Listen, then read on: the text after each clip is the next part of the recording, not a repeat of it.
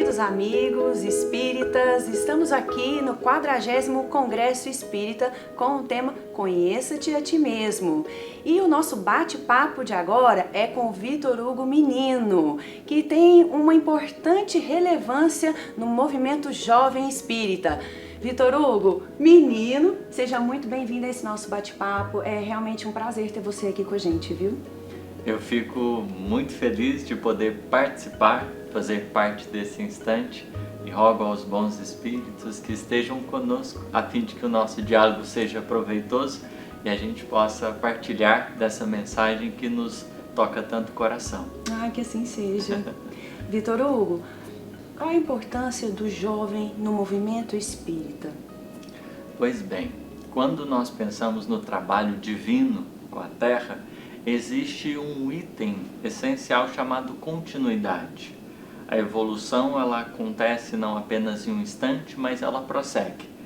E no dizer de Emmanuel, a revelação divina pede braços humanos. Isso quer dizer que nós fazemos parte de tudo aquilo que está acontecendo no projeto divino.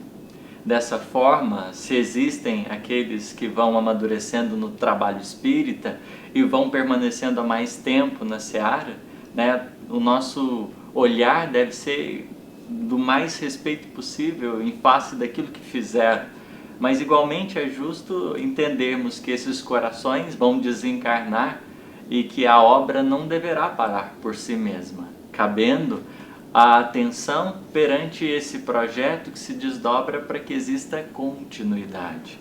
Então, quando a gente pensa na juventude, nessa força, nessa energia, nós estamos falando em continuidade. E para que isso aconteça, a gente precisa estabelecer elos, a gente precisa construir pontes para que exista fluidez. Como no atletismo existe provas em que você vai até certo momento e entende que dali para frente você vai confiar em um outro coração e esse coração vai seguir adiante. Então, creio que seja fundamental pensarmos em continuidade. Não é uma disputa, ninguém está concorrendo contra ninguém. Não é o público adulto mais importante do que o jovem mais importante do que o adulto. É um trabalho cooperativo que cada um tem seu lugar. Cada um vai dar do seu sal, daquilo que o distingue. E por isso o jovem é fundamental.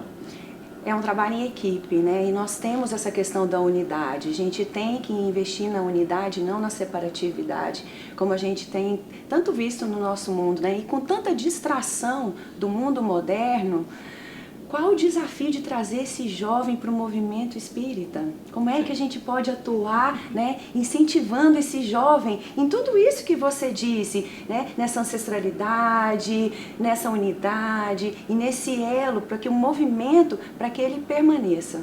Então, esses tempos atuais, eles trazem desafios, né, que eles repercutem não simplesmente no campo da religiosidade, da espiritualidade em si, mas em todos os ambientes, porque não só o centro espírita vive esse desafio, mas as escolas vivem, as famílias vivem. Então, de certo modo, não é de se espantar que a gente esteja enfrentando alguns desafios, mas a maneira de proceder, e aí um ponto que me dá um certo conforto, é que da mesma forma que existe a universalidade do ensino, quando Kardec foi fazer as pesquisas, os espíritos nunca se concentraram em somente um lugar.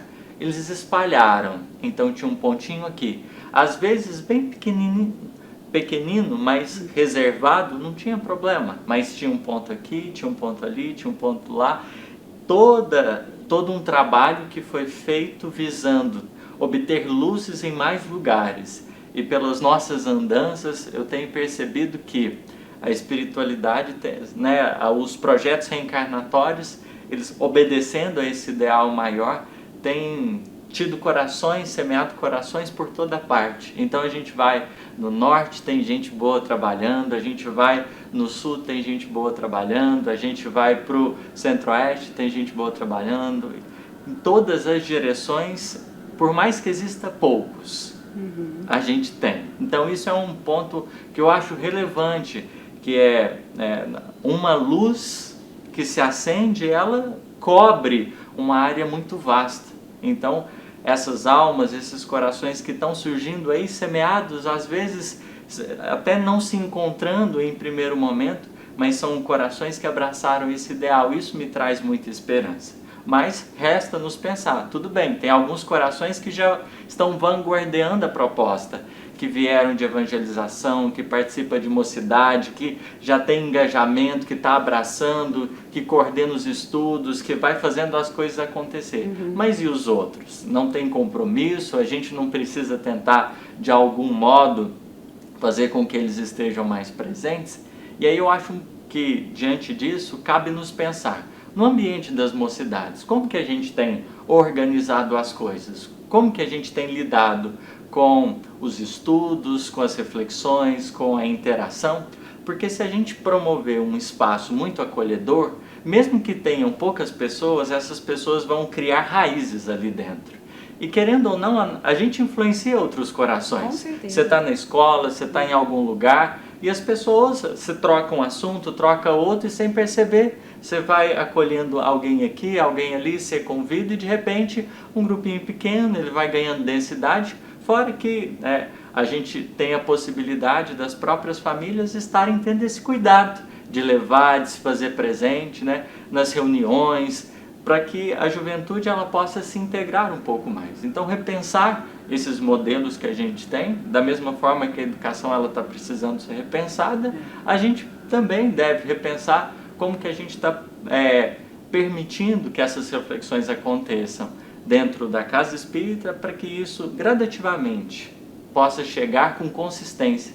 Porque tem uma frase muito boa, do Simão Pedro para o Paulo, porque Paulo era alguém que queria evangelho por toda parte, que é um intuito, nossa, uma juventude engajada, projetos e tudo, e aquela energia, aquela constância, todo mundo engajado. Todo mundo engajado, só que aí Paulo vai escutar de Simão Pedro o seguinte, olha, suponhamos que ele tinha um desejo de atrair todo mundo, Suponhamos que ele dê certo, você atrai, o que você vai fazer depois? Aí ele pondera, Simão Pedro, olha, o trabalho do evangelho não é de atrair, é de transformar.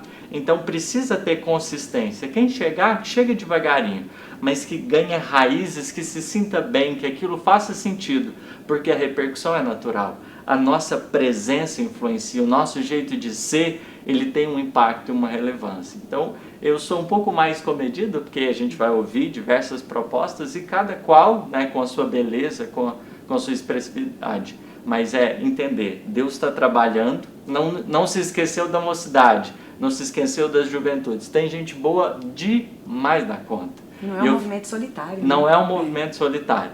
Tem pequenos grupos espalhados, corações muito determinados, para que assim, criando raízes, possa gradativamente alcançar mais almas.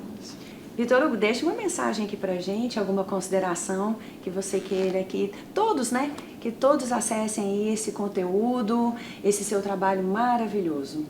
Olha, eu só tenho a agradecer pelo espaço, pela oportunidade que foi concedida para que a gente conversasse um pouquinho em relação ao nosso movimento. O meu coração se sente muito esperançoso. Porque há muitos espíritos devotados por toda parte. Isso efetivamente nos deixa muito felizes. O cristianismo surgiu com Jesus e 12. E hoje estamos nós aqui nessas fileiras abençoadas, tendo a oportunidade de conversar sobre o espiritismo, nessa sequência pedagógica de Deus. E eu espero que daqui para frente a gente esteja mais aberto para acolher e para confiar. Porque tem muitos corações que vieram com compromissos lindíssimos, que vieram com humildade, paciência para poder se engajar, que vão errar, que vão acertar, mas que estão dispostos a aprender. Que a gente nunca impeça alguém de aprender na seara espírita. Nossa, olha, que bate-papo mais gostoso que foi aqui com você. Gratidão enorme por tudo que você compartilhou aqui com a gente. Tenho certeza que as pessoas vão amar, tá? Muito obrigada pela sua presença. Eu que agradeço. Foi maravilhoso. Eu sou Rogéria Baiocchi e foi um prazer estar aqui com vocês. Até o nosso próximo encontro.